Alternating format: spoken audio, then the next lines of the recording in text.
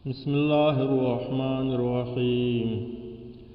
عن أبي برزة الأسلمي رضي الله تعالى عنه قال قال النبي صلى الله عليه وسلم: لا تزول قدم عبد يوم القيامة حتى يسأل عن أربع: عن عمره فيما أفناه، وعن علمه ماذا عمل به، وعن ماله من أين اكتسبه وفيما أنفقه، وعن جسمه فيما أبلاه. رواه الترمذي والدارمي وأبو يعلى باختلاف يسير. نبی کریم علیہ السلام فرمایلی چې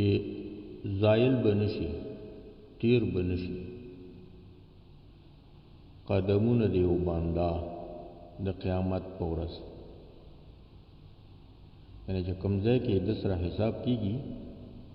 هغه ځای کې به د قدمونه تیر نشي، د هغې ځای نه به وانه وړي حتی تر دې پورې یسأل عن اربع، چې دنه تپوس وشي، پوښتنه ترې وشي د څلورو خصلتونو، د څلورو شیانو، چې د څلورو شیانو پوښتنه ترې نه وي شوې نو دی د هغې ځای نه نشي تېرېدی. عن عمره، د عمر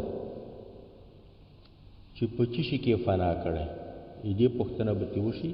چې تا د 50 کاله 80 کاله 80 کاله عمر په څه شي کې تېر کړی. یو به د دې پوښتنه کېږي په لغوه، په چټي کارونو کې، په ګناه کې دې تېر کړی، عایشه فحاشۍ کې تېر کړی، او که نه په ښو اخلاقو په نیکو اعمالو کې دې تېر کړی. وعن علمي، او پوښتنه به وکړی شي د علم چې ستا سره د قرآن کریم او د تفاسیرو او د احادیثو او د فقه او دینی علم وو، ماذا عمل به، څه عمل یې کړی، څه عمل یې کړی، تا په دې خپل علم باندې څه عمل کړی، خپله خبره، خپل کار، خپله معامله، خپل اخلاق دی د دغه علم سره برابر جوړ کړي او که نه د دې خلاف دی کړی. وعن مالی، او د مال، د مال پوښتنه به ترې کېدی شي، د مال و دولت. من این اکتسبه، چې د کم ځای نه ګټلی دا مال، د کم ځای نه حاصل کړی دا مال، د رشوت نه، د غلا نه، د غصب نه، د دروغو نه، د دوکې نه، او د حرام تجارت نه دې نه حاصل کړی، او که نه د حلال تجارت. وفیما انفقه، او په څه شي کې بیا مصرف کړی، خرچ کړی،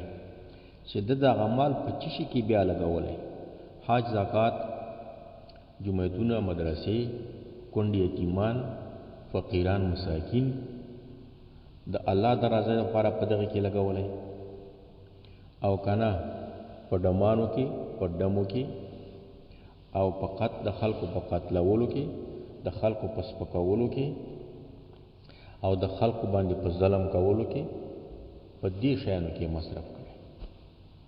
وعن جسمه، د بدن پوښتنه به کېدی شي، د جسد پوښتنه به کېدی شي. فیما ابلاه، چې د خپل جسد په څه کې زوړ کړی، د خپل بدن په څه شي کې زوړ کړی، ځوان شوی بیا زوړ شوی په څه شي کې، په زنا، په لواطت، په شرابو کې، په ډمبازۍ کې، عیاشۍ کې، فحاشۍ کې، په ظلمونو کې، په قتلونو کې، دې کې زوړ کړی بدن، او که نه په دین کې زوړ کړی، په تعلیم د اسلام کې زوړ کړی، په جهاد کې زوړ کړی، او په ښو کارونو کې زوړ کړی، نو د دغې څلورو شیانو پوښتنه به خامخا کېږي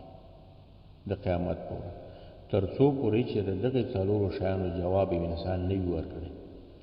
نو دی په هغې ځای کې محبوس وي. که ده دغه څلور شیان د الله د کتاب د پیغمبر د سنتو موافق تیر کړي نو اجازه به ورکړی شي، رخصت به کړی شي جنت. او که د الله تعالی د کتاب او د الله تعالی د دین موافق نه و تیر کړي نو د همغې ځای نه به دی بندي کړلی شي او وابچولی شي جهنم ته. السلام علیکم ورحمة الله وبرکاته.